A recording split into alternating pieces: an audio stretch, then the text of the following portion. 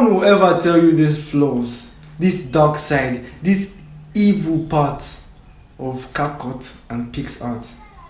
Yo, I just discovered this stuff and it was painful. No, I didn't just discover it, but it was just something laying down there, obvious, but nobody actually noticed it. Let's talk about PixArt first. Number one is how you have to pay.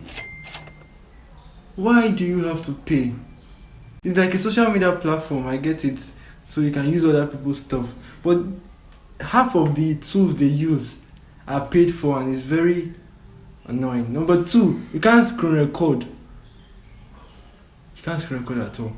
I tried screen recording and they will just give me a blank screen. I don't know why they did that. That is just unnecessary. Now let's talk about CapCut. This video is quite boring for you guys. I don't understand what I'm saying, but I roll anyways.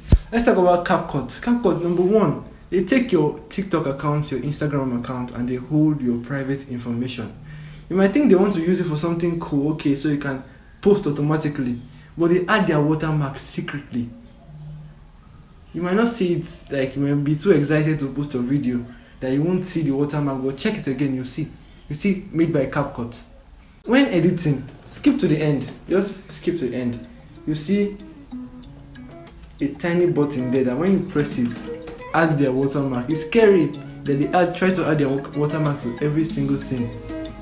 But anyways, it's business for them, but life for us.